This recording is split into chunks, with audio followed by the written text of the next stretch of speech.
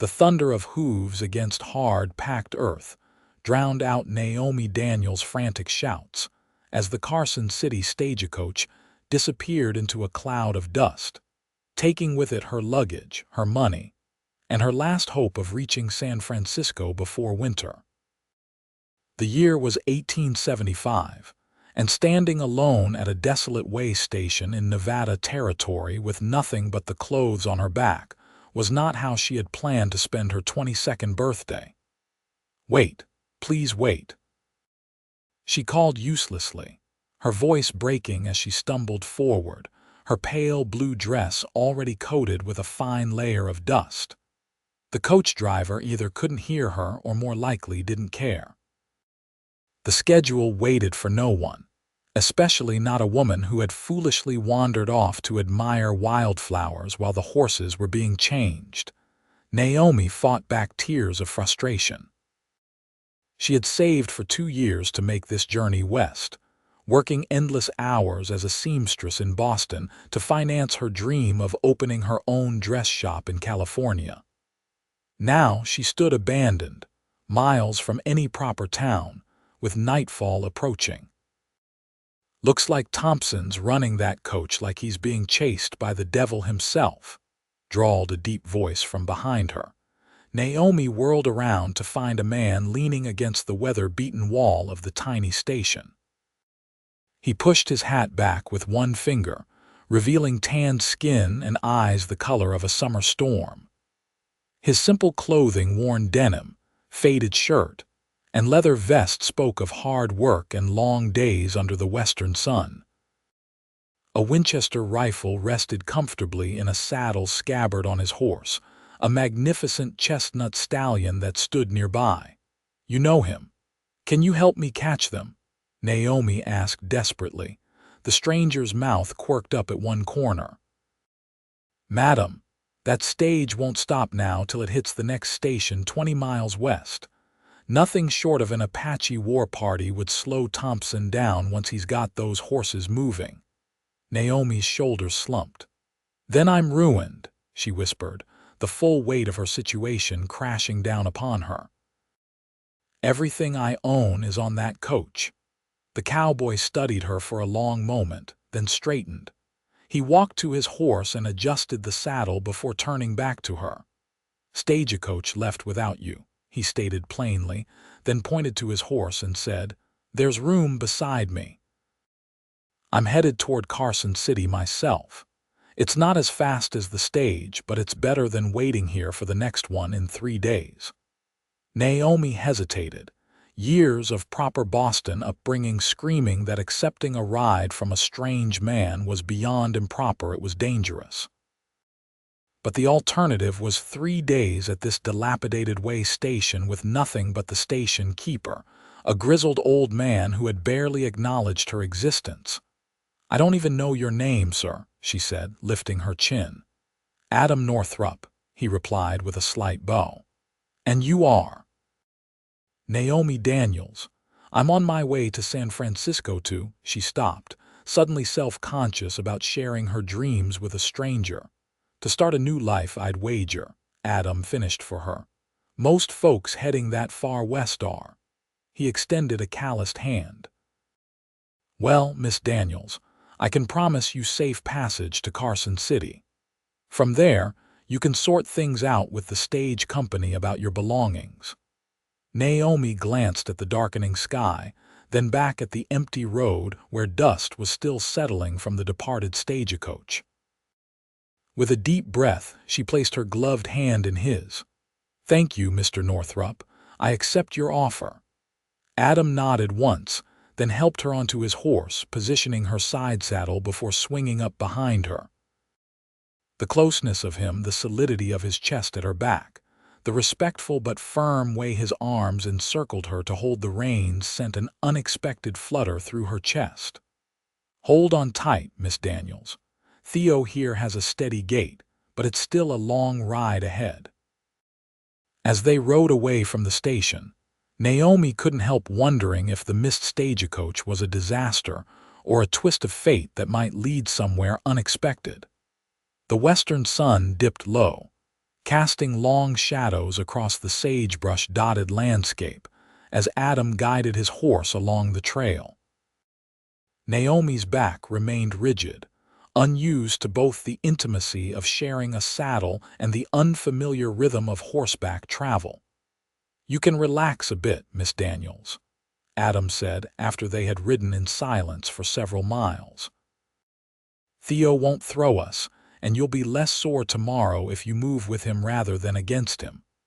Naomi made a conscious effort to soften her posture.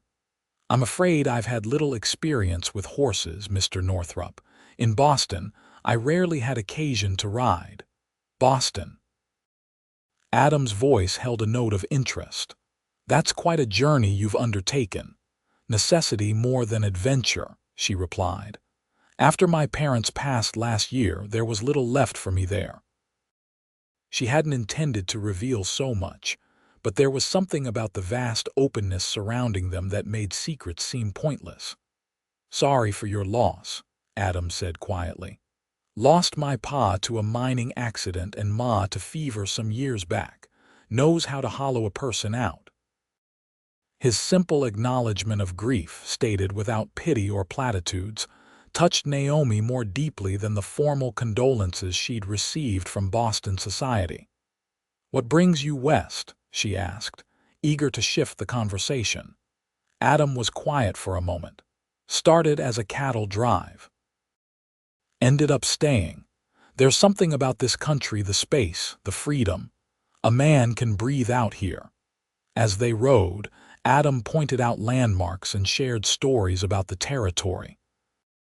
He told her about the Paiute tribes that had once dominated these lands, about the silver rush that had transformed sleepy settlements into booming towns, and about the wildlife that called the harsh landscape home. Naomi found herself captivated not just by the tales, but by the quiet confidence with which he spoke. Unlike the polished gentlemen of Boston who measured their worth in business connections and family names, Adam Northrup seemed completely comfortable in his own skin, a man defined by capability rather than circumstance. The sun had nearly disappeared when Adam guided Theo off the main trail toward a small grove of cottonwoods. "We'll need to make camp soon," he explained. "Can't safely travel these trails after dark. Too many holes that could break Theo's leg." Naomi's stomach tightened. She hadn't considered they might not reach civilization before nightfall. The propriety of camping alone with a man she'd just met, Adam seemed to read her thoughts. "There's a creek just beyond those trees. Good water and some shelter from the wind. I give you my word as a gentleman, Miss Daniels, you've nothing to fear from me." There was such straightforward honesty in his gray eyes that Naomi found herself nodding. "I trust you, Mr. Northrup." His expression softened just slightly. "Adam, out here, formalities don't mean much." "Then you must call me Naomi," she replied, feeling a small thrill at the familiarity. Adam helped her dismount, his hands strong and steady at her waist. For a brief moment, they stood close enough that she could see flecks of blue in his gray eyes and a small scar along his jaw half hidden by stubble. "You rest a spell," he said, stepping back. "I'll tend to Theo and get a fire going before we lose the light." Naomi watched as he efficiently unsaddled his horse, rubbed the animal down, and secured him with a long lead rope that allowed grazing access to the creek. There was an economy to his movements, nothing wasted or showy, just the practiced motions of a man accustomed to self-reliance. While Adam gathered firewood, Naomi tried to make herself useful by clearing a small area for their camp. She removed stones and smoothed the ground as best she could, wishing she had more practical skills to offer. "You don't have to do that," Adam said when he returned with an armload of dead wood. "I may be from the city, but I'm not helpless," she replied with more spirit than she'd intended. To her surprise, Adam smiled a genuine smile that transformed his weather-worn face and crinkled the corners of his eyes. Never thought you were. Just didn't expect a Boston lady to be willing to get her hands dirty. I'm finding the West requires adaptability, she said, brushing dust from her skirt. That it does. Adam set about building a fire with practiced ease. Soon, flames were dancing in the gathering darkness, casting warm light across their small camp. From his saddlebags, Adam produced jerky, hardtack, and to Naomi's surprise, a couple of apples. Not exactly Boston dining, he apologized, offering her the least withered of the fruits. It's perfect, she assured him, suddenly realizing how hungry she was. The apple was sweet and crisp, a welcome contrast to the salty jerky. As they ate, Adam asked about her plans in San Francisco, and Naomi found herself sharing her dream of opening a dress shop that would combine Eastern fashion with practical Western sensibilities. I've been sewing since I was a girl, she explained. I have designs that I think women out here might appreciate: beautiful but durable, fashionable but functional. Adam listened attentively, asking thoughtful questions that showed genuine interest rather than mere politeness. When she mentioned the savings she'd lost likely still bouncing along in her trunk on the Stagecoach, he frowned. Stage company will have your things held at their Carson City office. Getting your money back might be another matter. He poked at the fire with a stick, sending sparks swirling upward. But Carson City's a fair-sized place now. Might be work for someone with your skills while you sort things out. Do you live in Carson City? Naomi asked, realizing she knew almost nothing about the man across the fire from her. Got a small spread about 15 miles outside town, Adam replied. Nothing fancy, some cattle, good water, decent grazing, enough to get by. You're a rancher then. Among other things, do some guiding for hunting parties, break horses for the army contracts when they come through. Out here, a man needs more than one skill to survive. The fire crackled between them as night fully claimed the land. Stars appeared in breathtaking profusion, more than Naomi had ever seen in Boston's light-polluted skies. It's beautiful, she whispered, gazing upward. One of the things I love most about this country, Adam agreed, his voice equally soft. Makes a man understand his proper place in the world. Their eyes met across the flames, and something unspoken passed between them, a recognition, perhaps, of kindred spirits despite their different backgrounds. Then Adam cleared his throat and stood. You should get some rest. I've got a bedroll you can use. He rummaged in his saddlebags and produced a rolled bundle of canvas and wool. I'll keep watch for a while. You need rest too, Naomi protested. I'm used to short nights. Been on cattle drives where we slept in 2-hour shifts for weeks on end. He handed her the bedroll. Besides, I sleep light. Old habit from too many years on the trail. Naomi accepted the bedroll with murmured thanks. She moved to the edge of the firelight and laid it out, then hesitated, unsure how to manage sleeping in her dress. Adam tactfully turned away, focusing on something in his saddlebags. I'll be just over there keeping an eye on things. Call if you need anything. Grateful for his consideration, Naomi settled onto the bedroll, using her small traveling satchel as a pillow. Despite the hard ground and strange circumstances, exhaustion quickly pulled her toward sleep. The last thing she remembered was the silhouette of Adam Northrup against the star-filled sky, solid and watchful as the mountains themselves. Dawn broke with gentle persistence, painting the eastern horizon in shades of pink and gold. Naomi awoke disoriented, momentarily forgetting her circumstances until the events of the previous day came rushing back. She sat up quickly, wincing at the stiffness in her back and shoulders.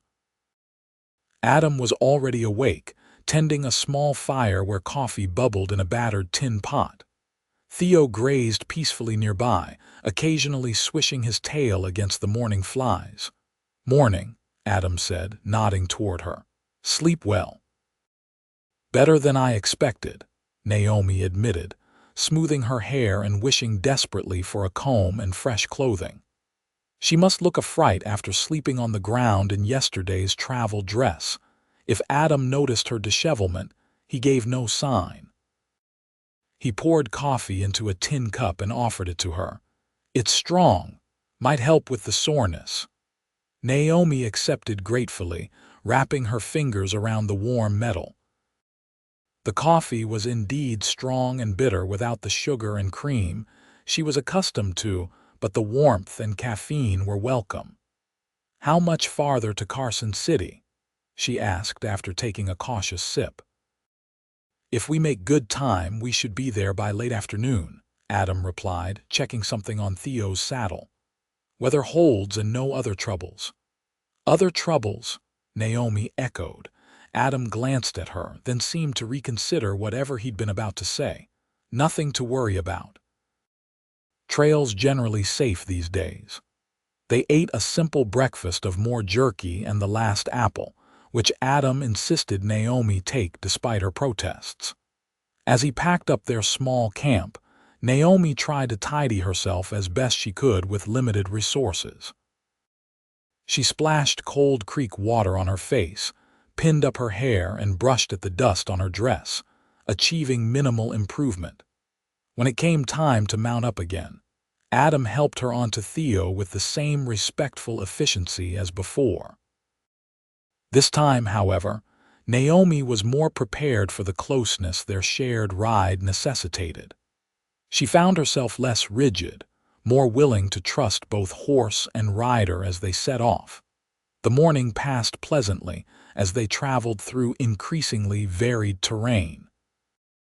The sparse sagebrush gave way to scattered pine forests and rocky outcroppings as they gained elevation. Adam pointed out a distant herd of pronghorn antelope, nearly invisible against the landscape, until they bounded away in graceful unison. "Land changes quickly out here," Adam explained as they rode. "Desert can turn to forest in just a few miles if there's water and the right elevation." Naomi was struck by his knowledge of the natural world, how he could read the landscape, identifying plants, animal tracks, and weather patterns with casual expertise. It was so different from the knowledge valued in Boston, where social connections and business acumen reigned supreme. "How did you learn all this?" she asked after he explained how certain cloud formations predicted tomorrow's weather. Adam shrugged, a movement she felt rather than saw from her position in front of him. "Some from my pa, some from old trappers and Indians I've known. Most just from watching and listening. Nature speaks plain if you pay attention." "It must be wonderful to understand the world so intimately," Naomi said wistfully. "Never thought of it that way," Adam replied, sounding surprised. "Just seems necessary knowledge for staying alive out here." Around midday, they stopped to rest Theo and stretch their legs beside a small stream. Naomi was grateful for the break, her body unaccustomed to so many hours in the saddle despite Adam's comfortable pace. As she walked along the stream bank, working the stiffness from her limbs, Naomi became aware of Adam watching her. When she caught his eye, he didn't look away embarrassed as a Boston gentleman might have. Instead, he nodded acknowledgement and continued checking Theo's hooves. "You're handling the trail better than most city folk," he commented when she returned. "Usually by now I'd be hearing complaints about the dust, the heat, or the company." "The company is perfectly acceptable, Mr. Northrup," Naomi replied with a small smile. "As for the rest, I'd be rather ungrateful to complain when you've rescued me from a much worse situation." Adam's expression softened. "Wasn't much of a rescue, just happened to be heading the same way. Nevertheless, I'm grateful." Naomi hesitated, then added, "I should warn you, though once we reach Carson City, you may find yourself saddled with helping me navigate the Stagecoach company to recover my belongings." Wouldn't mind, Adam replied simply. Was planning to stay in town a day or two anyway. Need to pick up some supplies. Something in his tone made Naomi wonder if this was entirely true, but she didn't press. Whatever his reasons, she was thankful for his continued assistance. They remounted and continued their journey, the terrain becoming more dramatic as they entered the foothills of the Sierra Nevada. Naomi marveled at the towering pines and dramatic rock formations, so different from the gentle landscapes of Massachusetts. "It's magnificent," she breathed as they crested a rise that revealed a panoramic vista of mountains and valleys. "This is nothing compared to what's ahead," Adam said, but there was warmth in his voice that suggested he appreciated her enthusiasm. As the afternoon wore on, Naomi became increasingly aware of Adam's presence behind her, the steady rhythm of his breathing, the occasional brush of his chest against her back when the trail steepened, the strength in his arms as he guided Theo around obstacles. There was something both unsettling and comforting about being in such close proximity to a man she barely knew yet somehow trusted implicitly. They were traversing a narrow section of trail with a steep drop-off to one side when Theo suddenly snorted and shied sideways. Adam reacted instantly, one arm tightening around Naomi's waist while the other controlled the reins with expert precision. "Easy, boy," he murmured to the horse, who danced nervously before settling. "Rattler up ahead." Naomi's heart pounded as she spotted the snake coiled on a sun-warmed rock beside the trail. Its warning rattle created a sound she'd never heard but instantly recognized. "Stay still," Adam instructed quietly, keeping Theo at a safe distance while the snake regarded them with unblinking eyes. After a tense moment, the rattlesnake slithered away into the underbrush, apparently deciding they posed no threat. Naomi realized she'd been holding her breath and exhaled shakily. "Are you all right?" Adam asked, his arm still secure around her waist. "Yes," she managed, though her voice trembled slightly. "I've read about rattlesnakes, but never." "They're not looking for trouble," Adam said, finally loosening his protective hold as they continued forward. "Just wanting to be left alone like most creatures." Naomi nodded, but she couldn't help noticing how automatically Adam had moved to protect her, not with dramatic heroics, but with quiet competence that spoke of both capability and character. It was a quality she found herself increasingly drawn to. The remainder of their journey passed without incident, and as the sun began its western descent, the first signs of civilization appeared on the horizon. Thin plumes of smoke rose from distant chimneys, and the trail widened into something resembling a proper road. "Carson City," Adam announced as they crested a final hill. Below them spread a bustling frontier town not as large or developed as Boston certainly, but substantial enough to boast proper streets, numerous buildings, and the unmistakable energy of a growing community. Naomi felt a mix of relief and unexpected regret.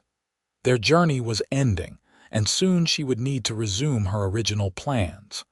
The odd interlude with Adam Northrup would become just another story in her westward adventure. "Where should we begin?" she asked as they rode into town, acutely aware of the curious glances they received, a dusty cowboy and an equally dusty but clearly Eastern lady sharing a horse. "Stagecoach office first," Adam decided, guiding Theo down the main street. "Then we'll find you proper accommodations. Carson House is decent enough for a lady." The Stagecoach office was a square wooden building with the company's name painted in fading letters across its facade. Adam dismounted first, then helped Naomi down, his hands lingering at her waist perhaps a moment longer than necessary.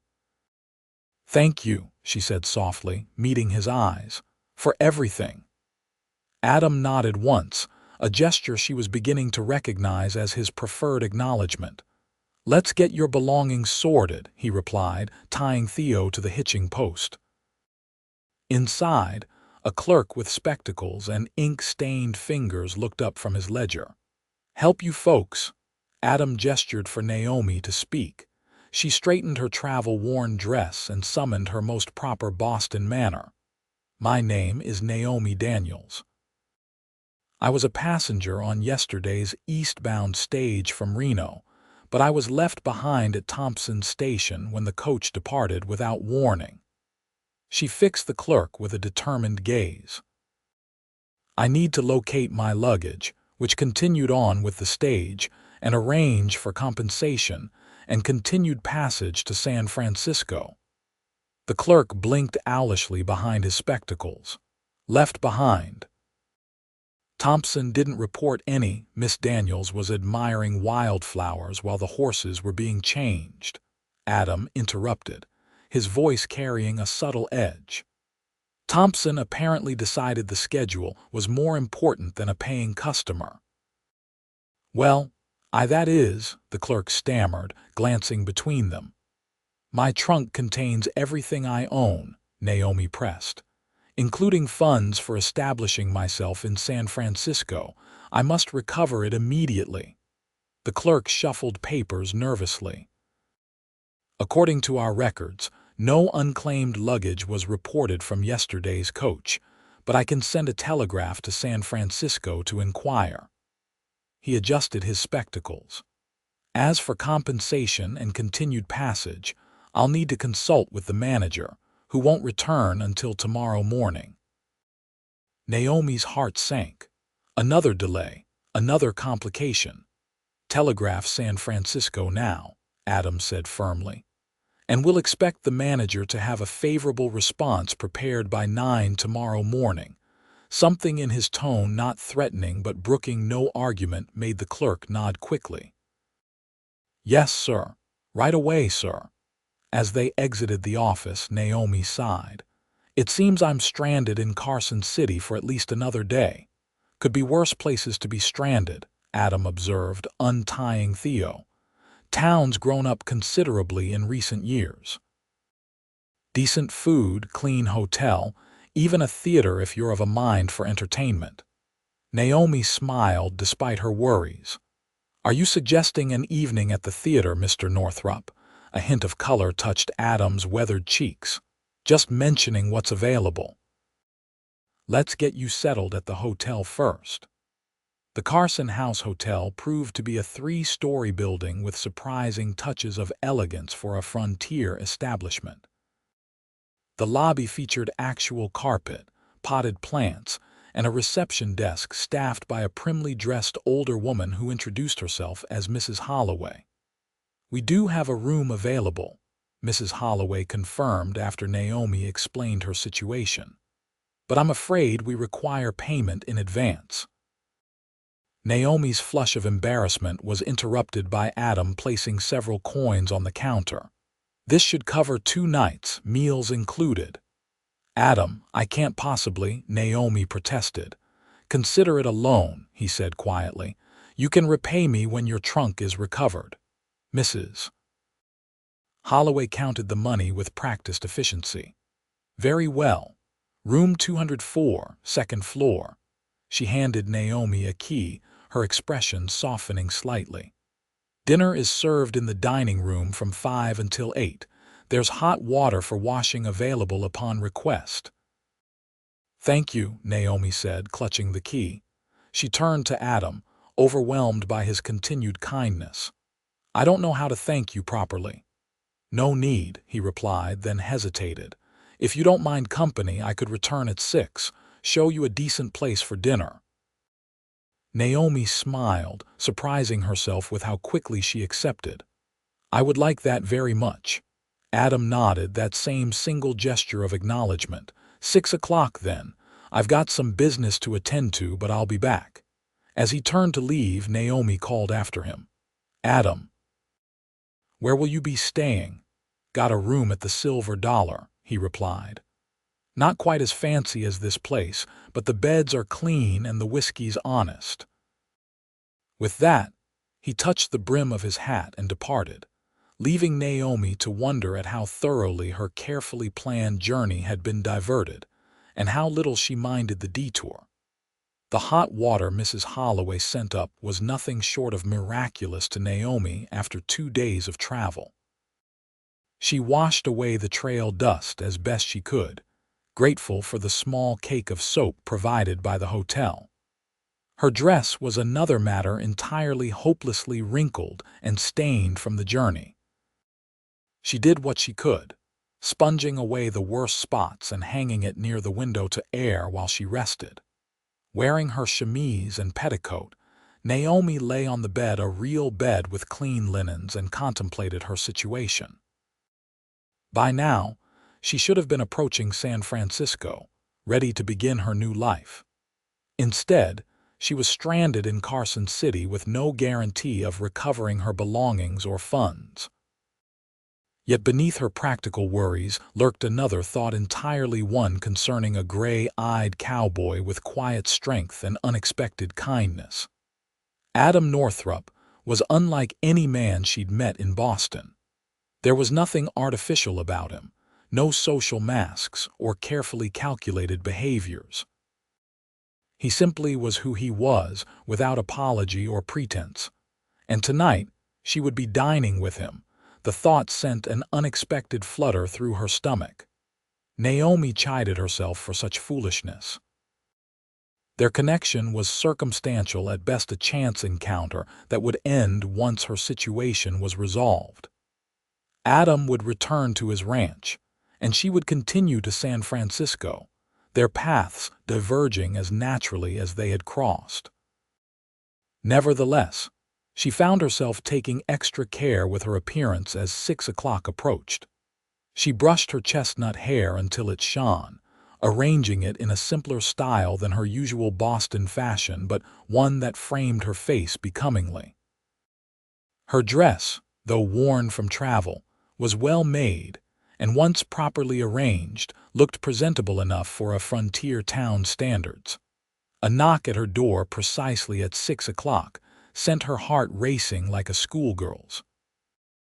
Naomi took a steadying breath, checked her appearance once more in the small mirror, and opened the door. Adam stood in the hallway, and for a moment Naomi almost didn't recognize him. Gone were the trail-worn clothes and dust. In their place was a clean dark shirt, newer denim trousers, and a vest that, while simple, was clearly his best. His hair was damp from washing, and he'd trimmed his stubble to a neater shadow along his jaw.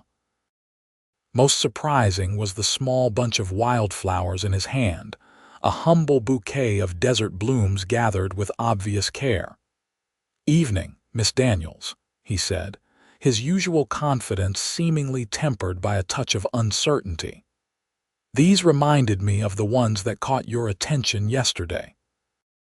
He extended the wildflowers with a self-conscious gesture.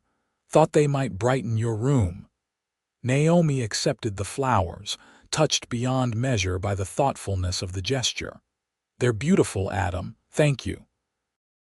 She invited him in while she found a water glass to serve as a makeshift vase. Adam remained near the doorway, hat in hand, his eyes taking in the modest hotel room. "You're looking well," he offered.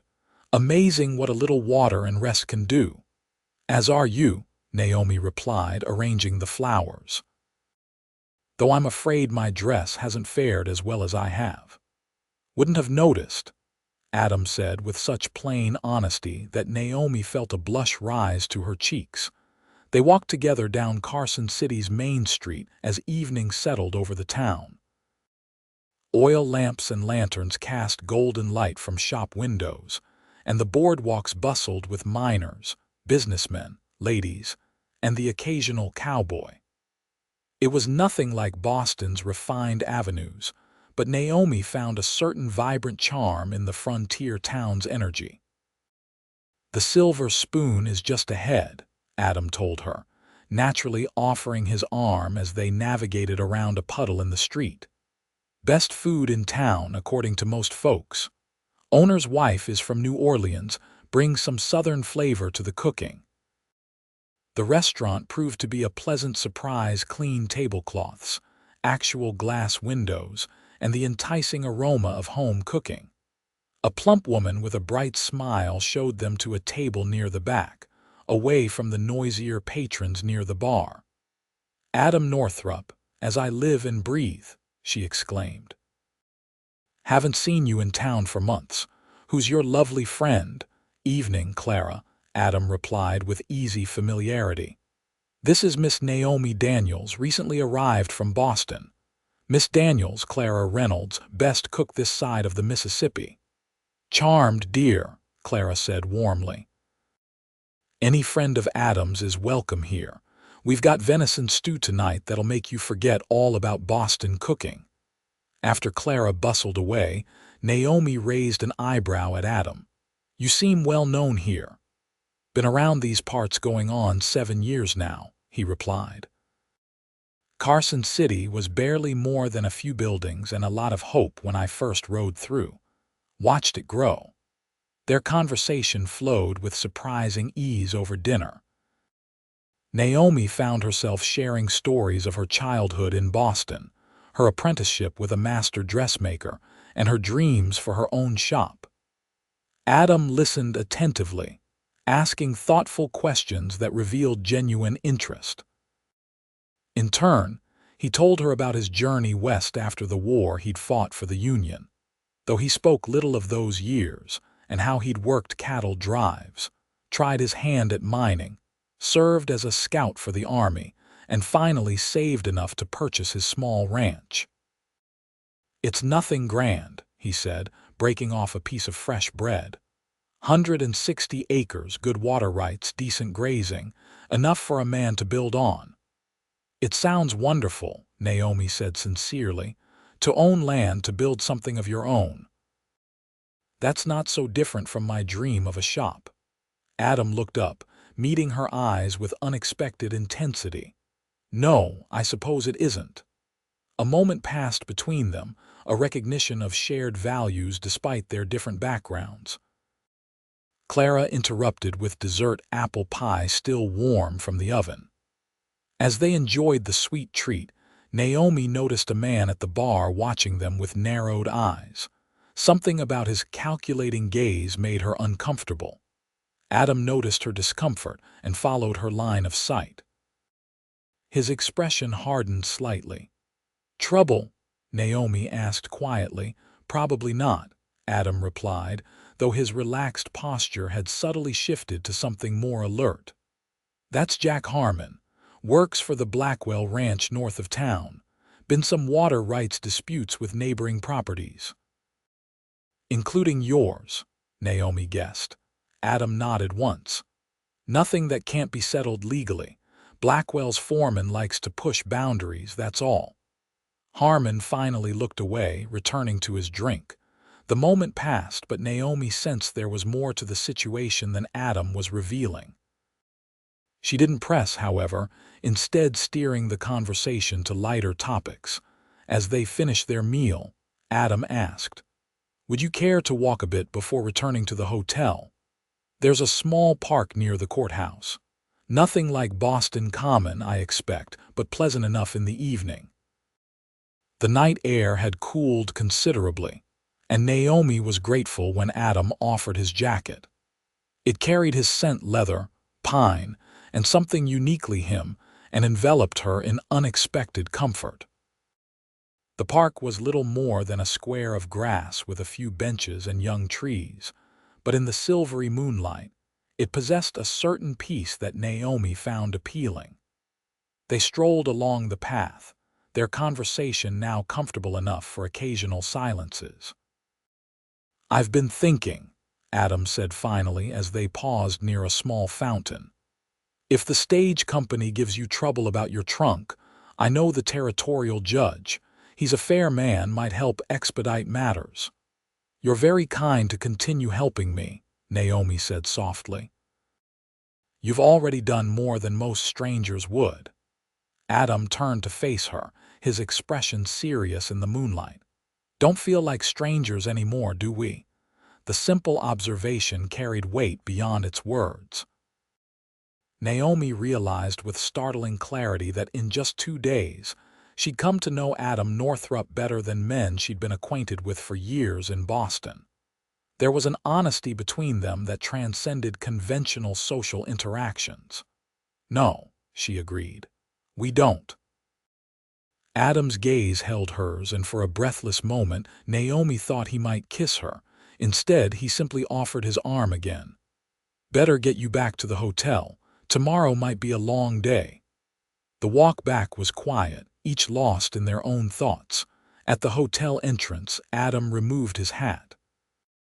9 o'clock at the stage office. "I'll be ready," Naomi promised. She hesitated, then impulsively stood on tiptoe and kissed his cheek.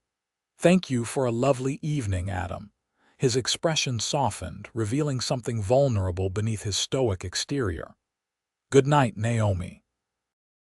As she watched him walk away, Naomi wondered how amidst Stagecoach could have led to such unexpected feelings for a man she'd known less than 48 hours.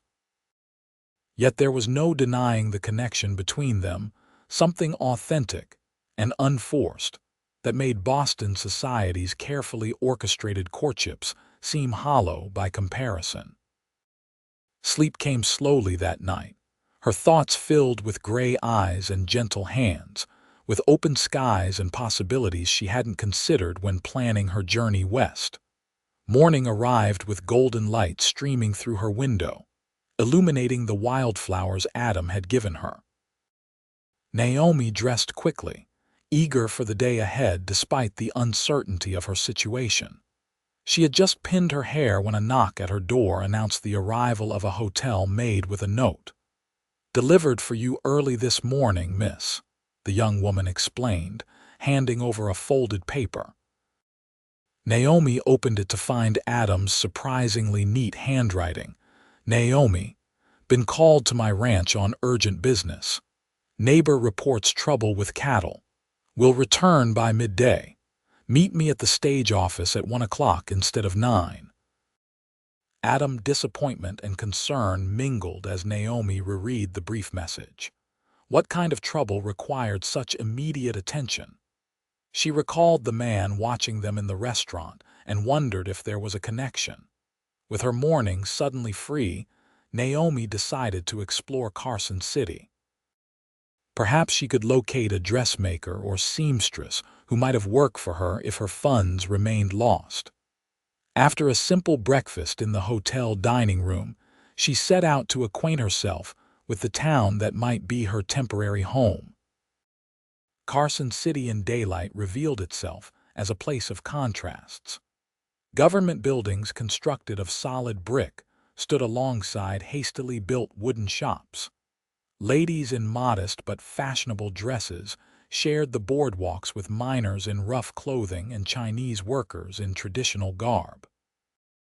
The sound of hammering from construction sites mingled with piano music drifting from saloons that operated even in the morning hours. Naomi found a small dressmaker's shop near the center of town and spent a pleasant hour speaking with the owner, a widow named Mrs. Chen, who combined Chinese silk techniques with Western styles. The woman was impressed with Naomi's knowledge of fashion and offered her occasional work if needed. "Always more sewing than hands to do it," Mrs. Chen explained, "especially with winter coming and the social season starting." Encouraged by this potential opportunity, Naomi continued her exploration. She located a general store where she purchased a few necessities: a comb, hairpins, and a small pot of cream to soothe her sun-touched cheeks. The shopkeeper accepted her promise to pay the following day, another small kindness that reinforced her growing appreciation for the frontier community. As noon approached, Naomi found herself drawn back toward the Stagecoach office, hoping Adam might return early. Instead, she encountered the clerk from the previous day who hailed her from the doorway. "Miss Daniels, I was about to send a boy to your hotel. We've received a reply from San Francisco." Heart pounding, Naomi hurried inside. "Have they located my trunk?" The clerk adjusted his spectacles. Yes and no. The stage arrived with an unclaimed trunk matching your description, but he hesitated. But what? Naomi pressed. It had been broken into, miss. Some items were reportedly missing.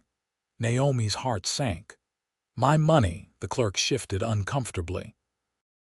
The telegram doesn't specify what was taken. The company is holding the trunk for your arrival and has authorized passage on tomorrow's westbound stage at no charge, as compensation for the inconvenience. Inconvenience, Naomi repeated incredulously. Being abandoned at a remote station and potentially losing everything I own is hardly an inconvenience, sir. It's negligence at best and theft at worst. The clerk backed away slightly from her vehemence. The manager authorized me to provide you this voucher for your continued journey, plus $5 for immediate expenses. He slid a paper and coins across the counter. The company regrets any difficulty you've experienced. Naomi stared at the paltry offering. $5 would barely cover another night at the hotel, let alone establish her in San Francisco if her savings were truly gone. The dream she'd worked toward for years suddenly seemed to be crumbling before her eyes. When does tomorrow's stage depart? She asked, her voice tight with contained emotion. 9 in the morning, miss.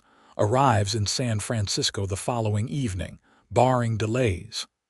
Naomi nodded curtly, took the voucher and coins and exited the office, nearly colliding with a man on the boardwalk. "Whoa there, pretty lady," drawled a familiar voice. She looked up to see Jack Harmon, the man from the restaurant, blocking her path. His smile didn't reach his eyes. Leaving so soon, that'd be a shame. "Excuse me," Naomi said coldly, attempting to step around him. Harmon moved to block her again. "Heard your cowboy had to ride out this morning. Cattle trouble can be serious business." His emphasis on the word made it sound like a threat. "Mr. Northrup's business is his own," Naomi replied, lifting her chin. "As is mine." "Now, if you'll excuse me, just being friendly," Harmon said, finally stepping aside but leaning closer as she passed. "Northrup should be careful. Accidents happen out there in the hills, especially to men who don't know when they are outmatched." Before Naomi could respond, Harmon tipped his hat with mock courtesy and continued down the street. A chill ran through her that had nothing to do with the autumn air. The exchange felt deliberately menacing, not toward her, but toward Adam. She glanced at the position of the sun. Still at least an hour before Adam would meet her, assuming he returned as planned. Naomi made a quick decision and headed toward the Silver Dollar Saloon where Adam had mentioned he was staying. Perhaps someone there would know how to send word to him about Harmon's implied threat. The Silver Dollar was relatively quiet at midday, with only a few patrons nursing drinks at scattered tables. The bartender, a burly man with an impressive mustache, eyed Naomi with surprise as she entered, clearly unaccustomed to respectable women in his establishment. "Can I help you, miss?" he asked, setting aside the glass he'd been polishing. "I'm looking for information about Adam Northrup," Naomi explained, ignoring the curious stares from the other patrons. "He's staying here and it's important that I get a message to him." The bartender's expression shifted from surprise to wariness. "Adam rode out at dawn, didn't say when he'd be back." "You know where his ranch is located?" Naomi pressed. "I have reason to believe he might be in danger." A quiet laugh from a corner table drew her attention. A white-haired man with weathered features and a sheriff's badge pinned to his vest regarded her with shrewd eyes. "Adam Northrup's been in danger since the day he rode into this territory, miss," the sheriff said, gesturing for her to join him. "Nature of his business." "Question is, what kind of danger are you talking about?" Naomi hesitated, then approached his table. "Sheriff Wilkes, Robert Wilkes." He pulled out a chair for her. And you must be the Boston lady Adam rescued from Thompson Station. Word travels fast in Carson City." Naomi sat, explaining her encounter with Harmon and his thinly veiled threat. Sheriff Wilkes listened without interruption, his expression growing more serious. "Blackwell's been trying to push Adam off his land for going on 2 years now," he said when she finished. "Water rights dispute on paper, but it's more about Blackwell wanting to be the biggest rancher in the county. Adam's place sits on a strategic piece of land with the best access to the eastern grazing areas." "Is Adam in immediate danger?" Naomi asked, her concern growing. Sheriff Wilkes sighed. "Blackwell's men have caused trouble before: cut fences, scattered cattle, intimidation.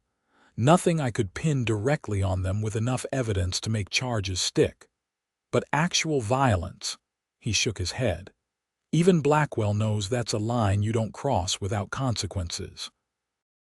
"Harmon seemed to be suggesting otherwise," Naomi insisted. The sheriff studied her for a moment.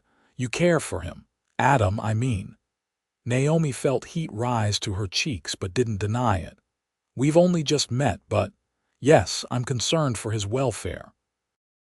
Wilkes nodded, as if confirming something to himself. "Adam can handle himself, Miss Daniels. Fought in the war, served as a scout in Apache country. He's not easily caught off guard." He leaned forward. "But I appreciate you bringing this to my attention. I'll send one of my deputies to ride out toward his place, just to be sure everything's in order." Somewhat reassured, Naomi thanked the sheriff and rose to leave. As she reached the door, Wilkes called after her. "Miss Daniels, Adam's a good man, best I know, in fact. But he's got his pride and his independence, doesn't accept help easily." His eyes held a knowing look. "Just something to keep in mind." Pondering the sheriff's words, Naomi made her way back toward the Stagecoach office to meet Adam as planned. The town seemed different now, shadowed by concerns for a man she barely knew yet felt inexplicably connected to. She arrived at the office early and took a seat on a bench outside, watching the street for any sign of Adam's approach. The voucher in her pocket seemed to burn with unwelcome finality. Tomorrow she would board the stage to San Francisco as originally planned, leaving Carson City and Adam Northrup behind. The thought brought an unexpected ache to her chest.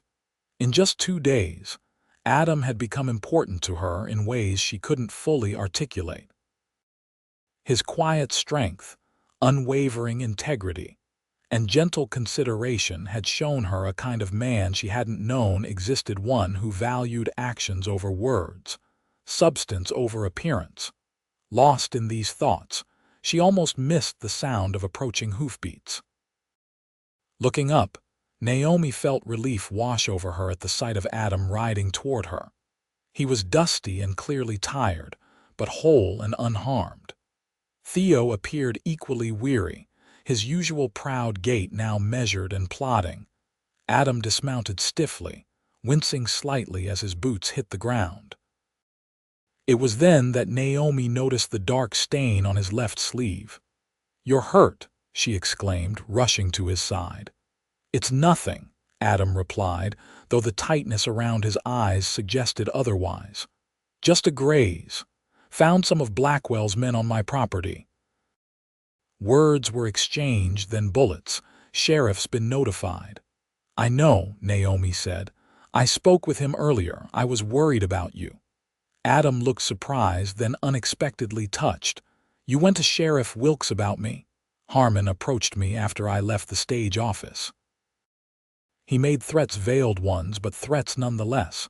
I was concerned." Naomi's hand hovered near his injured arm, not quite touching. "You should see a doctor."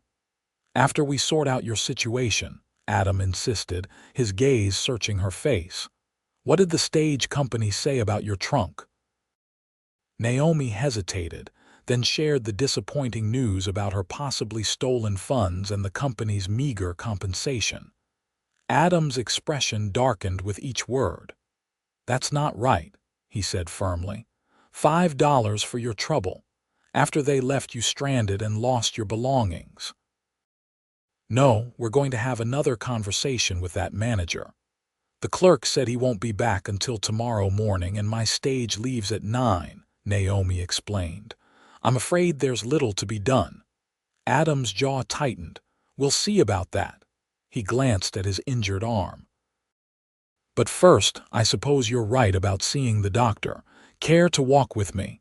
His office is just down the street. They walked side by side, Adam leading Theo by the reins. Naomi found herself watching Adam with new awareness the way he moved despite his injury. The respectful nods he exchanged with townspeople. The protective way he positioned himself between her and the street.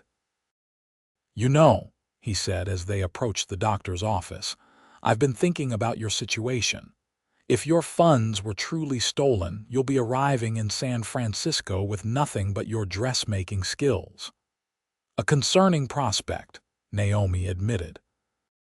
Though I did speak with a local dressmaker this morning who offered potential work if needed. Adam stopped walking, turning to face her directly. Or you could stay in Carson City. The simple statement hung in the air between them, weighted with unspoken possibilities. Stay. Naomi echoed, her heart suddenly racing. Towns growing. No shortage of ladies wanting Eastern fashions. You mentioned combining practical Western needs with Boston style. Seems like there'd be a market for that here. Adam's eyes held her steadily. And you'd have at least one person who'd be mighty pleased if you stayed. Before Naomi could respond, the doctor's door opened and an elderly gentleman peered out at them. Heard you might be coming, Northrup, he called. Wilkes sent word. Get in here before you bleed all over my doorstep. The moment broken, Adam gave Naomi an apologetic look. This won't take long. Wait for me, she nodded, overwhelmed by his suggestion and the emotions it stirred within her. As Adam disappeared into the doctor's office, Naomi settled on a bench outside, trying to sort through her conflicted thoughts. Stay in Carson City. The idea had never occurred to her. San Francisco had been her destination from the beginning, the endpoint of all her planning and saving. Yet here was Adam offering an alternative path, one that included his presence in her life. A presence she'd come to value far more quickly than seemed reasonable or proper. The doctor's door opened sooner than expected, and Adam emerged with his arm properly bandaged, his shirt sleeve cut away to accommodate the dressing.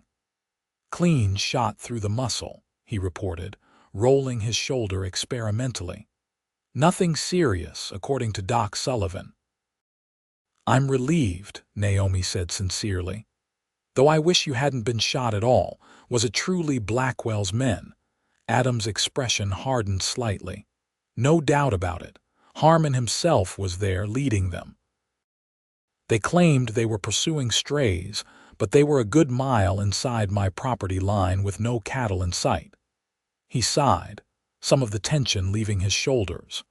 Sheriffs riding out there now with deputies. Maybe this time there'll be consequences. They walked toward the hotel, the afternoon sun casting long shadows across the street. Naomi was acutely aware that time was slipping away. Tomorrow she would need to decide whether to board that stage or remain in Carson City. Remain with Adam, her heart whispered. Would you join me for dinner again tonight? Adam asked as they reached the hotel entrance. There's a matter I'd like to discuss further. Naomi nodded, unable to resist the pull of more time in his company. I'd like that very much. 7 o'clock. At her agreement, Adam smiled a rare, full smile that transformed his usually serious features and made Naomi's breath catch. I'll see you then. As she watched him lead Theo back toward the livery stable, Naomi realized she was standing at a crossroads far more significant than any she'd anticipated on her journey west. The path ahead, whether it led to San Francisco or remained in Carson City, would be determined by choices made in the next 24 hours. And for the first time since leaving Boston, her carefully constructed plans no longer seemed to matter quite as much as the unexpected possibilities opening before her. Dinner that evening took place not at the Silver Spoon, but at a smaller, more intimate establishment tucked away on a side street. The Ponderosa Café offered simple but delicious fare in a setting that allowed for private conversation, precisely what Naomi sensed they needed. Adam arrived punctually, wearing a new shirt to replace the one ruined by his injury. He'd also taken extra care with his appearance, his hair neatly combed and boots polished. The effort touched Naomi, who had likewise spent considerable time preparing for the evening, arranging her hair in a new style and pinning a small bouquet of his wildflowers to her bodice. "You look lovely," Adam said simply, as he held her chair. "Thank you," Naomi replied, noting how naturally they had fallen into these shared moments, as if they had known each other for years rather than days. "How is your arm?" "Sore, but healing," Adam assured her. "Doc Sullivan knows his business." They ordered a hearty meal of roasted chicken, vegetables, and fresh bread. As they ate, Adam asked about her day exploring Carson City, listening attentively to her impressions of the frontier town. "It has more refinement than I expected," Naomi admitted, "yet still maintains that sense of possibility, of a place still becoming what it will eventually be." Adam nodded. "That's what drew me here after the war. Back east, everything felt settled, predetermined. Out here, a person can still shape their own destiny." "Is that what you've done with your ranch?" Naomi asked. A shadow crossed Adam's face. "Trying to. Blackwell's made it challenging at times." He set down his fork. "Which brings me to what I wanted to discuss with you." Naomi's pulse quickened as Adam's gray eyes met hers across the table. "I meant what I said earlier about staying in Carson City," he began. "The town needs someone with your skills and vision, but there's more to it than that." He took a deep breath. "I know we've known each other only briefly, but I feel a connection to you that I've never experienced before. Something true and unexpected." "I feel it too," Naomi admitted softly, "though it seems impossible to know someone so well in such a short time." Adam's expression lightened. "Out here, people don't have the luxury of lengthy courtships and formal introductions. Life moves quickly, and so must decisions." He reached across the table, his hand covering hers. "I'm not asking for commitments or promises, Naomi, just time. Time to see if what we've begun here might grow into something deeper." The simple honesty of his request moved her deeply. In Boston, men spoke of feelings in flowery phrases and practiced declarations. Adam offered only truth, unembellished but profoundly genuine. "The stage leaves at 9 tomorrow," Naomi said, her voice barely above a whisper. "I have a voucher for passage, and in San Francisco my trunk awaits whatever remains of my possessions." "And here?" Adam asked, his thumb gently stroking the back of her hand. "What awaits you here?" "Uncertainty," Naomi replied honestly. "No guarantee of success, a town I barely know." She turned her hand to clasp his. "And you, a man I'm only beginning to know, yet somehow trust completely." Adam's eyes darkened with emotion. "I can't offer what San Francisco might know, grand buildings or society functions. Just a growing town, honest work, and someone who would do everything in his power to help you build the life you're seeking. Those sound like far greater riches than anything San Francisco might hold," Naomi said, surprising herself with the certainty she felt. A smile touched Adam's lips. "Does that mean you'll stay?" "I think it does," Naomi replied, a sense of rightness settling over her decision. "Though I'll need to arrange for my trunk to be returned from San Francisco."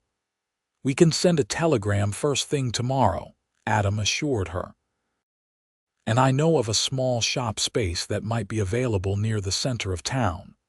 Previous tenant was a milliner who moved to Denver last month. Naomi laughed softly. You seem to have thought of everything. Not everything, Adam admitted, but enough to hope you'd consider staying. His expression grew more serious. There's something else you should know about Blackwell and the ranch. He explained how the water rights dispute had escalated over recent months, culminating in today's confrontation. The shots fired had crossed a line, and while Sheriff Wilkes was investigating, the situation remained volatile. I won't pretend there's no danger, Adam finished. Blackwell's a powerful man in this territory, with connections in the territorial government. This fight might get worse before it gets better. Are you suggesting this should influence my decision? Naomi asked, studying his face. I'm ensuring your decision is made with full knowledge, Adam replied. I wouldn't want you staying only to regret being caught in a conflict you didn't choose. The honesty of his warning only strengthened Naomi's resolve. I appreciate your concern, but I'm not easily frightened, Adam. Boston may seem civilized, but it has its own dangers and conflicts. Their conversation continued through dessert and coffee, ranging from practical matters like living arrangements to dreams of the future. Adam spoke of his hopes for expanding his ranch, perhaps adding orchards along the creek that ran through his property. Naomi shared her designs for dresses that would combine Eastern elegance with Western practicality. As they walked back toward her hotel, the evening air crisp with approaching autumn, Naomi felt a sense of peace with her decision. The path ahead might not be what she had originally planned, but it felt right in a way she couldn't ignore. At the hotel entrance, Adam turned to face her, taking both her hands in his. I should let you rest. Tomorrow will be busy if we're to arrange for your trunk and look at that shop space. Adam, Naomi said, gathering her courage, would you kiss me good night? His eyes widened slightly in surprise, then softened with affection. Slowly, giving her every opportunity to change her mind, Adam leaned forward and pressed his lips to hers, a gentle, questioning kiss that quickly deepened as Naomi responded.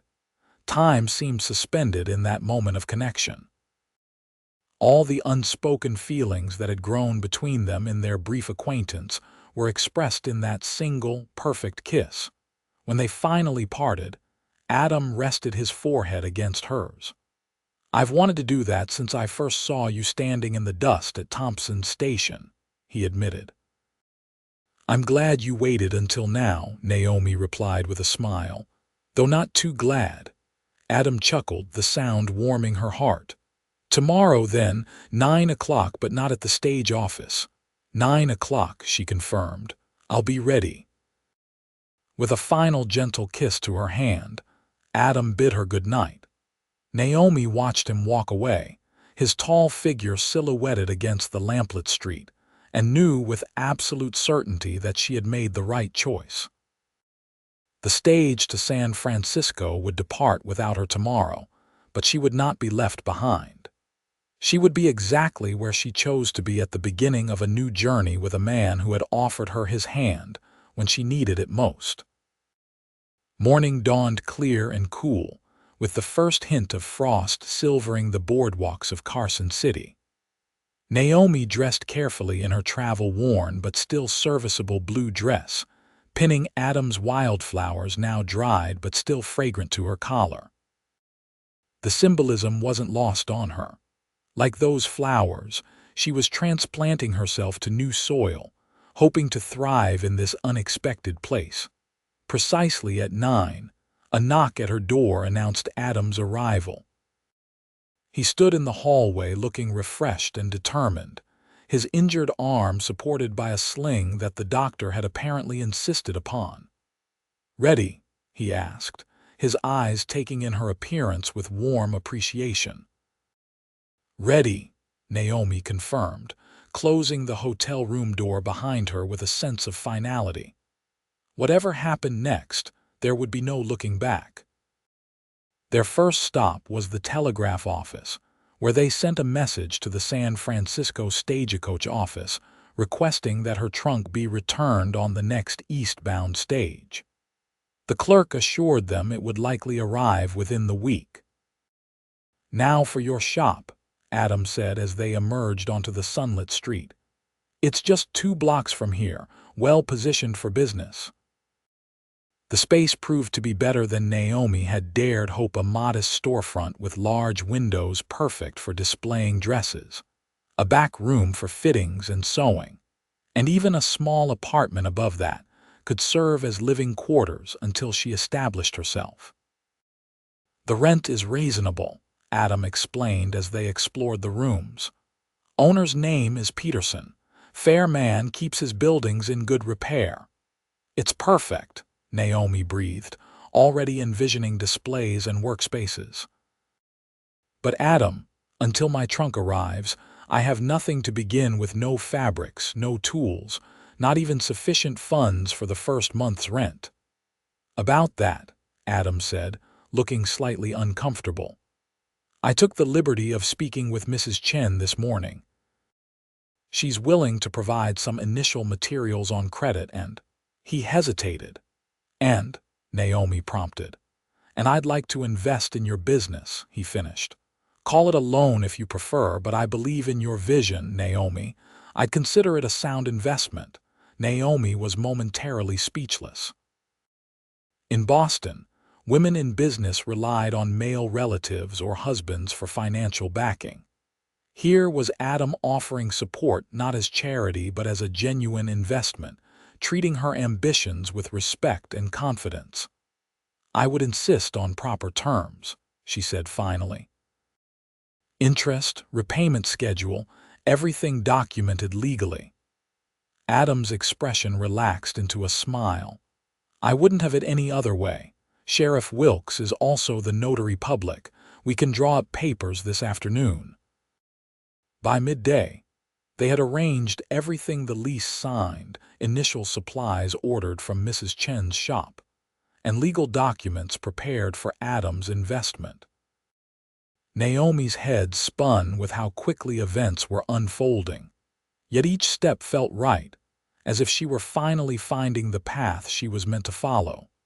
They were leaving the sheriff's office, paperwork in hand, when a commotion further down the street caught their attention. A group of riders had entered town, their horses kicking up dust as they headed directly for the Silver Dollar Saloon. "Blackwell's men," Adam said quietly, his expression hardening as he recognized Jack Harmon among them. "Stay close to me." They continued walking, Adam positioning himself between Naomi and the approaching riders. Harmon spotted them and reined his horse sharply, causing the animal to rear slightly before settling. "Well, if it ain't the rancher and his Eastern lady," Harmon called, loud enough for bystanders to hear. "Surprised to see you in town, Northrup. Figured you'd be busy counting your dead cattle." Adam's body tensed, but his voice remained calm. "Don't know what you're talking about, Harmon." Harmon dismounted, flanked by 2 other men whose hands rested too casually near their holstered pistols. "Strange thing. After you shot poor Jenkins yesterday, after Jenkins trespassed and fired on me," Adam corrected firmly, "we found a whole section of your fence cut, and a dozen of your prime steers wandered onto Blackwell land." Harmon's smile didn't reach his eyes. "Being good neighbors, we rounded him up for you. Course, there's a fee for the service." Naomi felt Adam's anger in the tightening of his arm against hers, though his expression remained controlled. "My cattle were securely penned yesterday morning," he stated. "Any fence cutting happened after your men trespassed." "Your word against ours," Harmon shrugged. "But Mr. Blackwell's willing to return your property for fair compensation. Say, $500. The amount was outrageous, extortionate, and from Adam's reaction, designed to be impossible for him to pay. "That's robbery, not compensation," Adam replied evenly. Sheriff Wilkes is already investigating yesterday's incident. I suggest you return my cattle before you face charges of theft on top of trespassing and attempted murder. Harmon's friendly facade dropped. Careful, Northrup. Accidents happen all the time out in those hills, to ranchers, to their stock, even to pretty ladies who keep the wrong company. His gaze shifted meaningfully to Naomi. Something dangerous flashed in Adam's eyes. He took a step forward, but Naomi tightened her grip on his arm, silently urging caution. Is there a problem here? Sheriff Wilkes's authoritative voice cut through the tension as he emerged from his office, hand resting casually on his holstered gun. No problem, Sheriff, Harmon replied, his demeanor shifting instantly to exaggerated politeness. Just informing Northrup about some strays we found. Neighborly courtesy. Mighty neighborly, Wilkes drawled, his skepticism evident.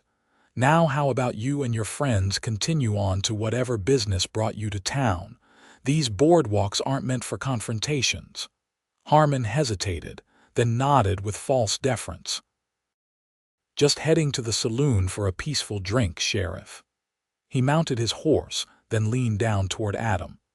Offer stands until sundown tomorrow. After that, well, beef prices are good this season. As Harmon and his men rode toward the saloon, Sheriff Wilkes approached Adam and Naomi. Everything all right, Blackwell's escalating, Adam said grimly. Rustling cattle now, demanding ransom. Wilkes sighed heavily. I was afraid of this. Got word this morning that Blackwell's cousin has been appointed to the Territorial Land Commission. Timing's suspicious. Political connections, Adam explained to Naomi. Makes it harder to fight him through legal channels. What will you do about your cattle? Naomi asked, concerned both about the financial loss and the ongoing conflict. Can't pay what I don't have, Adam replied. And paying would only encourage more theft. He turned to the sheriff. I need to ride back to the ranch, assess the damage, see if I can track where they're holding my steers. Wilkes nodded. I'll ride with you. This has gone beyond private dispute to criminal activity. Adam looked at Naomi, conflict evident in his expression.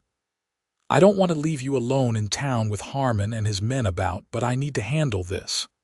I'll be fine, Naomi assured him, though the threat in Harmon's words had unsettled her. I have arrangements to make for the shop and I'll stay at the hotel. I can have a deputy keep an eye on things, Wilkes offered. Edwards can check in regularly, make sure there's no trouble.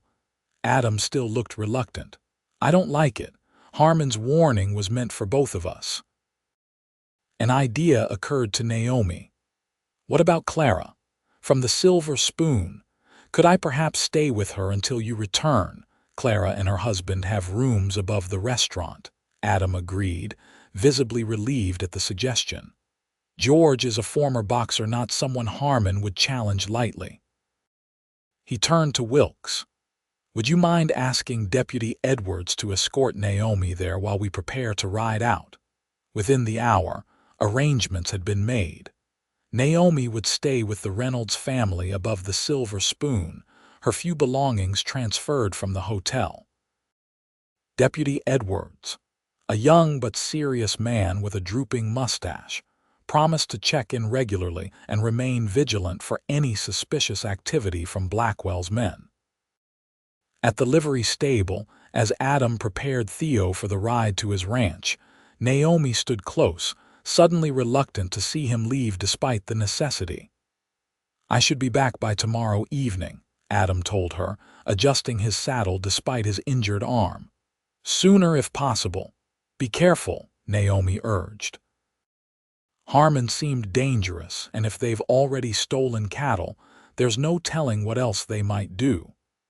Adam paused in his preparations, turning to face her fully. This isn't how I imagined your first day of staying in Carson City, he said, regret evident in his voice. Threats, conflicts, arrangements for your safety. I've pulled you into my troubles. You didn't pull me into anything, Naomi corrected firmly. I made my choice with open eyes. She stepped closer, placing her hand on his chest. Just come back safely, the rest we can handle together. Adam's expression softened. He cupped her cheek gently, then leaned down to kiss her, a tender gesture that quickly deepened with unspoken emotion. When they parted, his eyes held hers with intensity. I will come back to you, he promised. And when this is settled, I want to show you my ranch, the creek where wildflowers bloom in spring, the meadow that turns gold at sunset, the place I've been building that never felt quite complete until now. Naomi blinked back unexpected tears at the simple poetry of his words. I'll be waiting. With one last kiss to her forehead, Adam mounted Theo and rode out with Sheriff Wilkes, leaving Naomi to face her first night in Carson City without him, surrounded by new friends, certainly, but acutely aware of the dangers that threatened their budding future together. Clara and George Reynolds welcomed Naomi with warmth and hospitality, insisting she take their spare room and join them for family meals. Clara, a robust woman with a booming laugh and shrewd eyes, immediately took Naomi under her wing. Any friend of Adam's is family to us, she declared as she showed Naomi to a small but comfortable bedroom. That boy saved George's life during a blizzard 3 winters back, found him half frozen after his wagon broke down, and carried him 5 miles through snow up to his knees. That sounds like Adam, Naomi smiled, placing her meager belongings on the dresser. Known him since he first came to these parts, Clara continued, adjusting a quilt on the bed. Quietest man I ever met, but with a heart bigger than the territory. Never thought I'd see him look at a woman the way he looks at you, though. Naomi felt heat rise to her cheeks. We've only just met. Time doesn't mean much out here, Clara said wisely. My George proposed after knowing me 3 days. Been married 22 years now. She patted Naomi's hand. When something's right, it's right. No point dawdling about it. Despite her concerns for Adam, Naomi found herself swept into the bustling life of the Reynolds family and the Silver Spoon restaurant. Clara put her to work helping with dinner preparations, and Naomi discovered an unexpected pleasure in the simple tasks of chopping vegetables and kneading bread dough. You've got good hands, Clara observed. Strong but gentle, same quality needed for sewing as for cooking. My mother taught me both, Naomi replied, shaping dough into dinner rolls. Though I preferred creating dresses to creating meals. As evening approached, Deputy Edwards stopped by as promised, reporting no unusual activity from Blackwell's men. They're still at the Silver Dollar, drinking and playing cards, he informed them. Sheriff sent word they reached Northrup's ranch safely and are assessing the situation. Will likely return tomorrow as planned. The news brought Naomi some relief, though she couldn't help worrying about what Adam might find at his property. The casual cruelty of stealing a rancher's livelihood, threatening everything he'd worked for, struck her as particularly despicable. After the restaurant closed for the evening, Naomi helped with cleanup while George told stories of Carson City's earlier days, when the silver mines were booming and fortunes were made and lost overnight. This town's seen its share of men like Blackwell, George observed, his massive hands dwarfing the glass he was drying. Men who think money and connections put them above the law. Usually they overreach eventually. I hope that happens before he causes Adam more harm, Naomi said, unable to hide her concern. Adam Northrup can handle himself, George assured her. Served with the 7th Cavalry after the war, scouting Apache territory. Man knows how to survive. The reminder of Adam's experiences helped Naomi sleep that night, though her dreams were troubled by images of cattle thieves and threatening men on horseback. She awoke early, helping Clara prepare breakfast for the morning customers while watching the street for any sign of Adam's return. The day passed slowly, filled with restaurant work and planning for her shop. Clara introduced Naomi to several regular customers who expressed interest in Eastern fashions, potentially her first clients. Mrs. Chen stopped by with fabric samples and promised to bring pattern books the following day. By late afternoon, however, Naomi's anxiety had grown.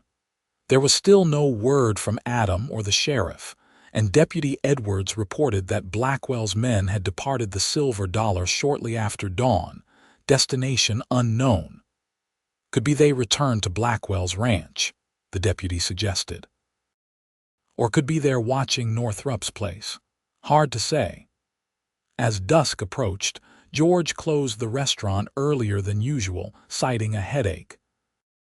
Naomi suspected it was actually to allow him to keep watch more effectively, a theory confirmed when she noticed him cleaning a shotgun at the kitchen table. Just precautions, he assured her, seeing her worried expression. Doubt they'd try anything in town, but a man likes to be prepared. Naomi was helping Clara with dinner dishes when the sound of approaching horses drew them to the window. Relief flooded through her at the sight of Adam, riding beside Sheriff Wilkes, both men dusty and tired but apparently unharmed. She hurried downstairs to meet them, restraining herself from throwing her arms around Adam only because of the public setting and his evident exhaustion. "You're back," she said simply, searching his face for signs of what had transpired. "As promised," Adam replied, the weariness in his eyes lifting somewhat at the sight of her. He dismounted stiffly, his injured arm clearly paining him after the long ride. Sheriff Wilkes touched his hat to Naomi. "Evening, Miss Daniels. Your man here proved quite the tracker. Found where Blackwell's men are holding his cattle penned up in a box canyon on the far edge of Blackwell's property." "Can you recover them?" Naomi asked. Adam shook his head grimly. "Not without risking open conflict. They've got men guarding the approach and the canyon has only one entrance. It would take a small army to retrieve them legally.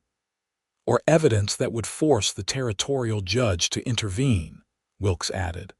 "Problem is, possession is 9/10 of the law out here. Cattle on Blackwell land are presumed to be Blackwell cattle unless proven otherwise." "My brands are clear," Adam said, frustration evident in his voice. "But by the time we got a judge to inspect them, they'd likely be rebranded or slaughtered." George, who had joined them outside, crossed his massive arms. "Sounds like Blackwell's getting bold. What's his game, Sheriff?" "Land grab, pure and simple," Wilkes replied. "He's trying to force Adam out, make him sell cheap or abandon the property entirely. And the cattle theft is designed to weaken you financially," Naomi realized, the strategy becoming clear. "Make it impossible for you to maintain the ranch without selling." Adam nodded, his expression grim but determined. "It won't work. I've survived worse than cattle rustlers." They moved inside the restaurant, where Clara immediately began preparing food for the returning men. Around the kitchen table they discussed options and strategies, none entirely satisfactory. "I could attempt to negotiate," Naomi suggested after listening to their limited alternatives. "As a neutral party, someone not directly involved in your history." "Absolutely not," Adam said firmly. "Blackwell's not a man who negotiates in good faith, and after Harmon's veiled threats, I won't risk your safety." "He's right," Sheriff Wilkes agreed. "Blackwell would see it as a sign of weakness, might even take it as an opportunity to make further demands." The conversation continued as they ate, but no clear solution emerged. Eventually, exhaustion overtook the discussion, with Sheriff Wilkes departing for his own home and Adam reluctantly preparing to return to the Silver Dollar for the night. "I'd offer you our sofa," George said, but I reckon the gossips in town have enough to chatter about already." Adam nodded his thanks. Better to avoid giving them additional ammunition. He turned to Naomi. "I'll return in the morning. Perhaps with fresh eyes we'll see a path forward." In the privacy of the restaurant's back doorway, Naomi finally allowed herself to embrace Adam, feeling the solid reality of him against the fears she'd harbored throughout the day. "I was worried," she admitted, her face pressed against his chest. Adam's good arm tightened around her. "So was I," he confessed. "Not about the cattle or even Blackwell, about leaving you in town with his men about." Naomi pulled back slightly to look up at him. "I was perfectly safe with the Reynolds. It's you who was riding into potential danger." The concern in her voice brought a tender smile to Adam's tired face. "Been taking care of myself a long time, Naomi, but having someone worry about me, that's new." She raised her hand to his cheek, feeling the day's stubble beneath her fingers. "You should get used to it. I intend to worry about you regularly from now on." Adam captured her hand, pressing a kiss to her palm that sent warmth spiraling through her. "I can think of better things to get used to," he murmured before lowering his lips to hers. The kiss was different from their previous ones, deeper, more urgent, colored by the day's separation and dangers. Naomi responded in kind, her arms twining around his neck as she pressed closer, communicating without words how deeply he had come to matter to her in such a short time. When they finally parted, both somewhat breathless, Adam rested his forehead against hers. "This isn't how I planned to court you," he said ruefully. "Cattle rustling and land disputes weren't part of my strategy for winning your heart." "I don't recall needing much winning," Naomi replied with a small smile. "I believe I was quite thoroughly won the moment you pointed to Theo and said there was room beside you." Adam's laugh was soft and intimate in the gathering darkness. "Best decision I ever made, offering that ride." "For both of us," Naomi agreed, reluctantly stepping back. "Now get some rest. Tomorrow we'll figure out how to deal with Mr. Blackwell and his schemes." With a final kiss to her forehead, Adam departed, leaving Naomi with a curious mixture of concern and hope. Concern for the challenges they faced, but hope for the future they might build together once those challenges were overcome. Morning brought unexpected developments. Naomi had just finished helping Clara prepare breakfast when Adam arrived, his expression more animated than she had seen it since their return to Carson City. "There's news," he announced as George poured him coffee. "Jenkins, the man who shot at me on my property, he's turned against Blackwell. Came to Sheriff Wilkes at dawn, offering testimony about the cattle rustling and other illegal activities."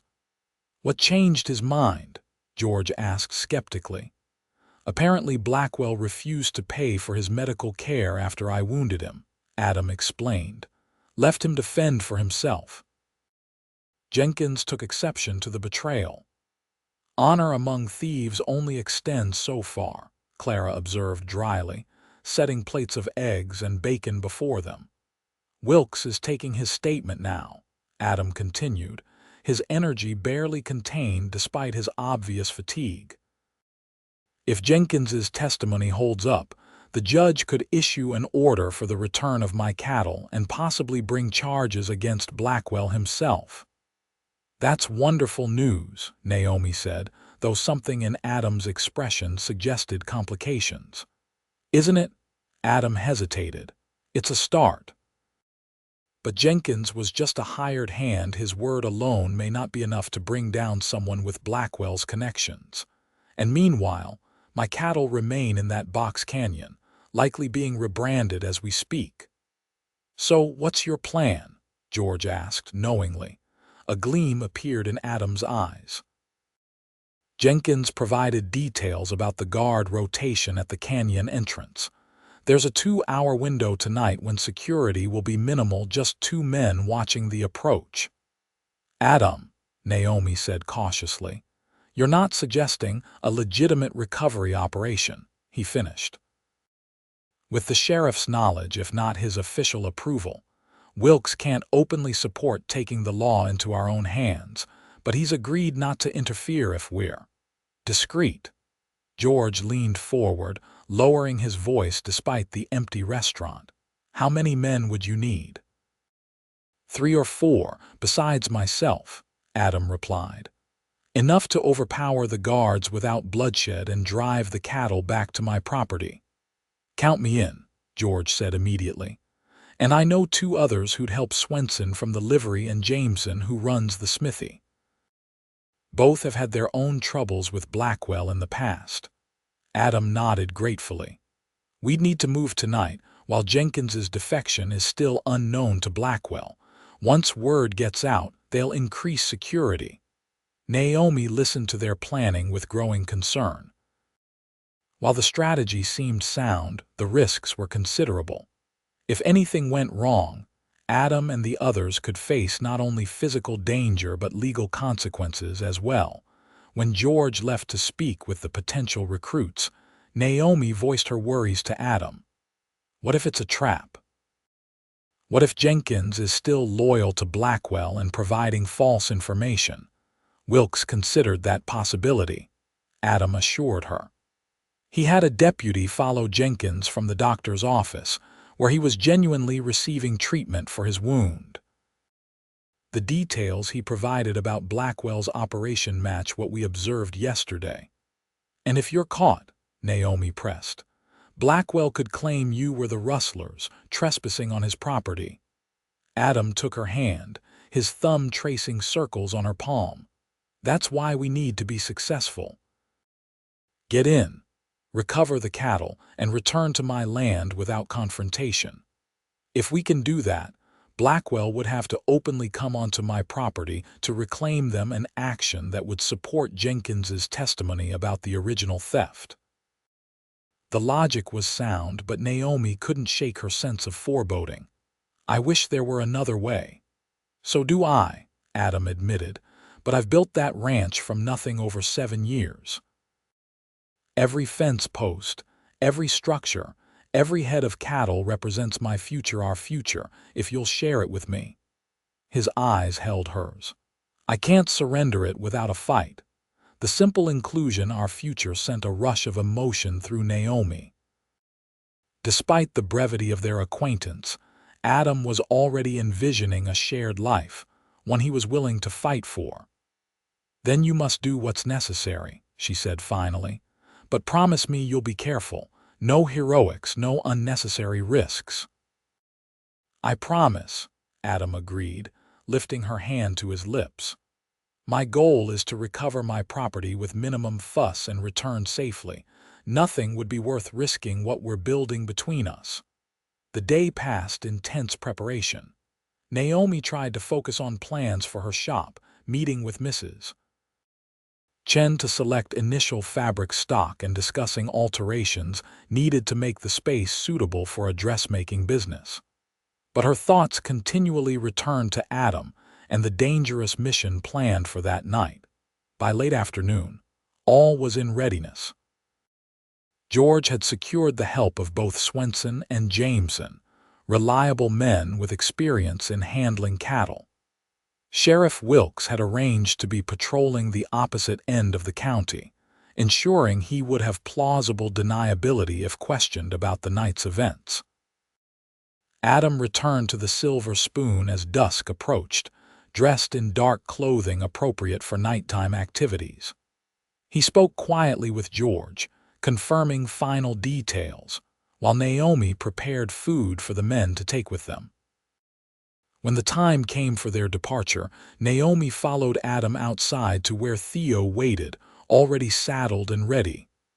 I should be back by dawn, Adam told her, checking his saddle bags one final time. If all goes well.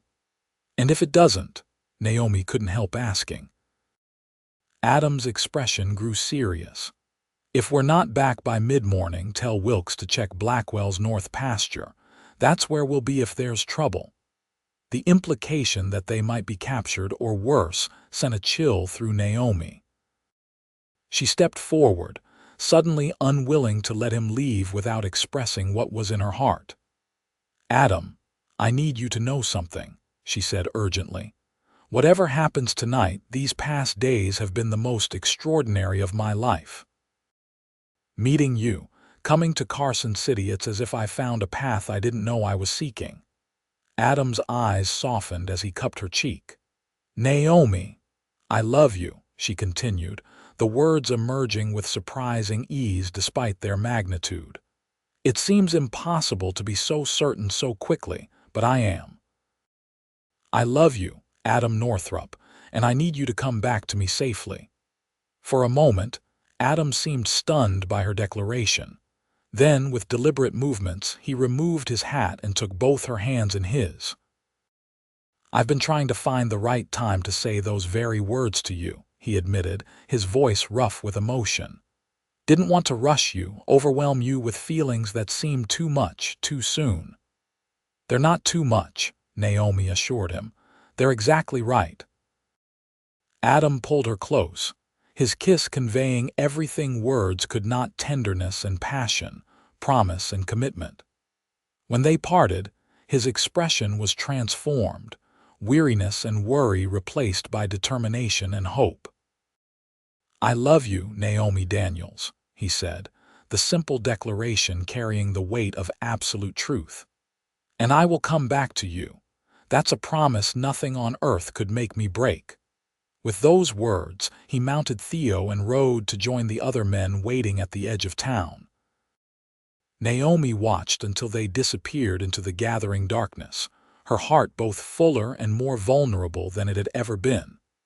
The night stretched endlessly for Naomi, each hour marked by the town clock's distant chimes and her own mounting anxiety. Clara and the Reynolds' teenage daughter, Lily, tried to distract her with card games and conversation, but Naomi's thoughts remained with Adam and the dangerous mission he was undertaking. Shortly before midnight, Deputy Edwards stopped by to check on them as promised. "All quiet in town," he reported. "Blackwell's remaining men left the Silver Dollar hours ago, heading back toward their ranch." The news brought little comfort. If Blackwell's men had returned to the ranch, they might encounter Adam's group attempting to recover the stolen cattle. Around 2 in the morning, Clara insisted Naomi try to rest.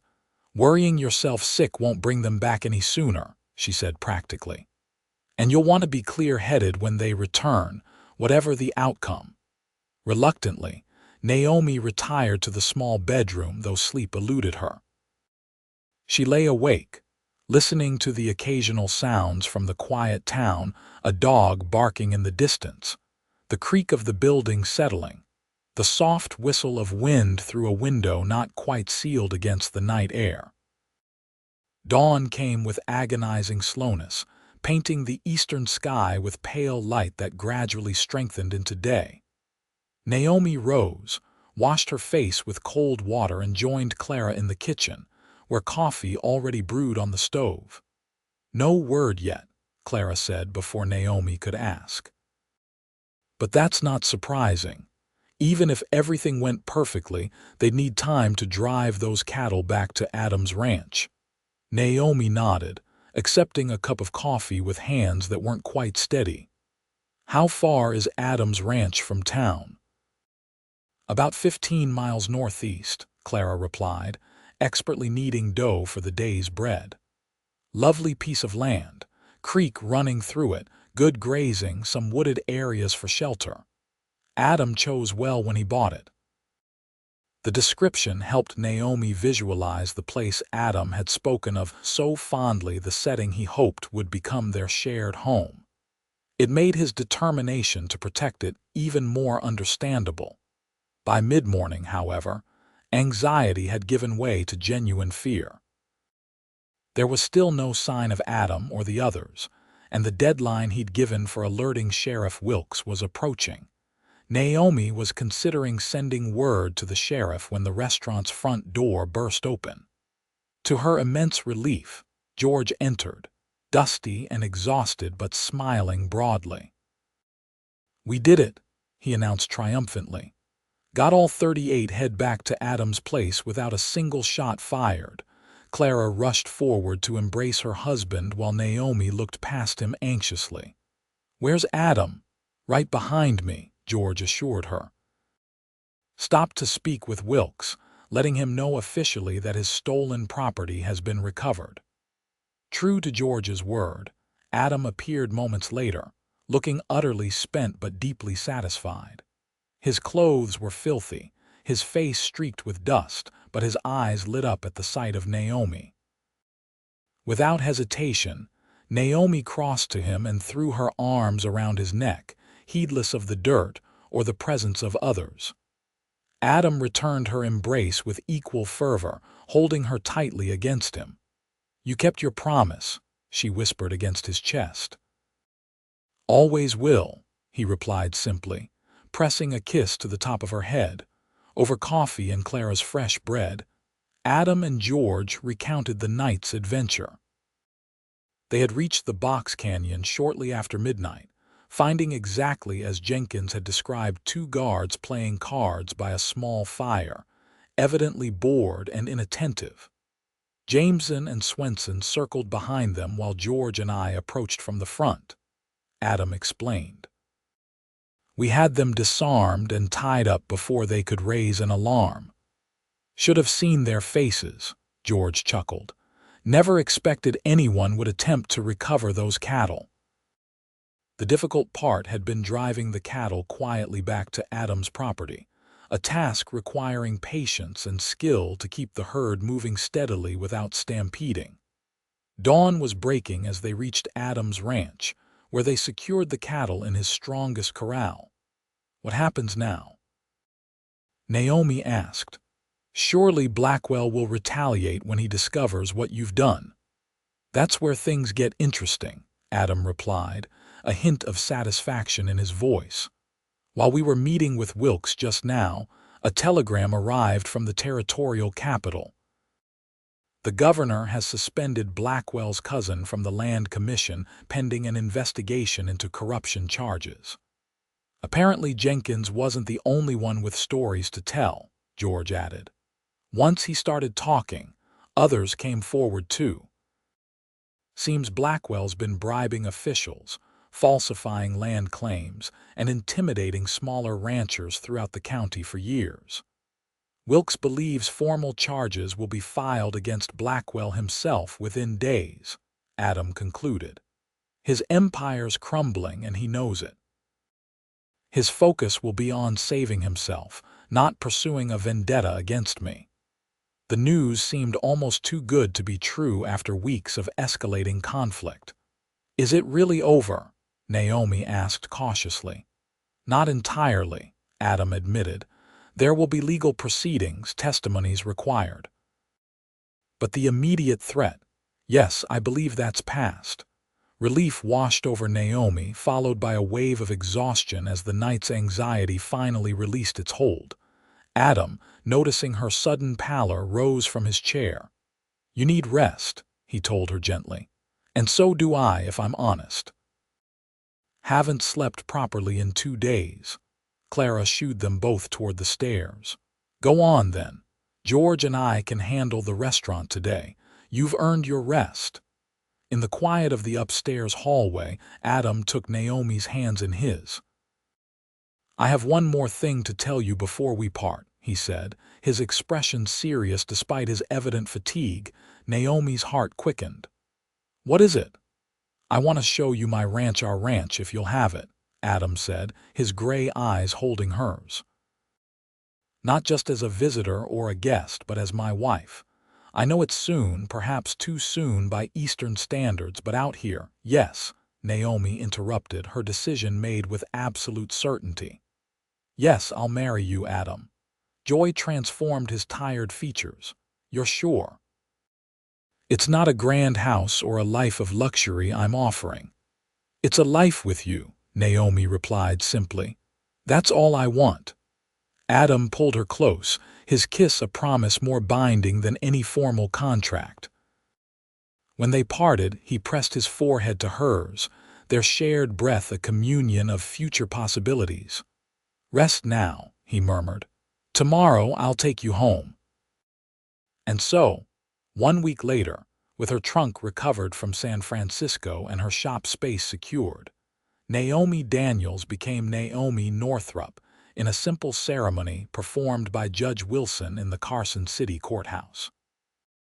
Clara and George stood as witnesses, and Sheriff Wilkes offered a toast at the small reception held at the Silver Spoon. That evening, Adam took his bride home to the ranch he had built, the place that had been incomplete until her arrival. As they crested the final hill and the property came into view, bathed in the golden light of sunset, Adam reined Theo to a stop. "Welcome home, Mrs. Northrup," he said, his arm tightening around her waist as they shared Theo's saddle one final time.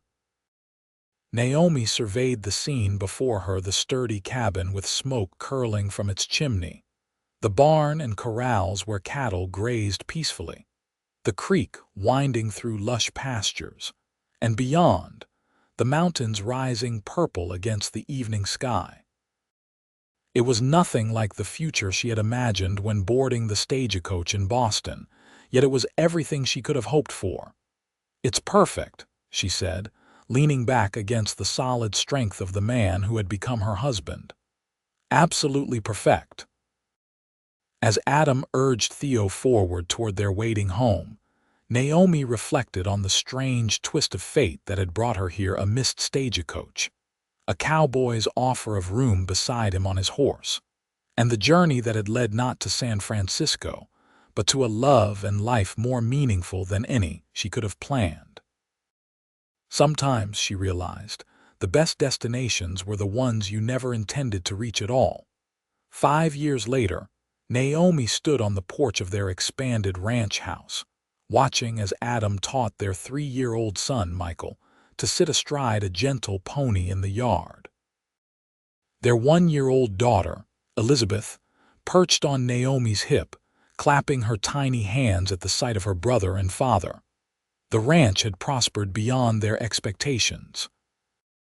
With Blackwell's downfall, the water rights disputes had been resolved fairly, allowing Adam to expand his herd and add the orchards he had dreamed of along the creek.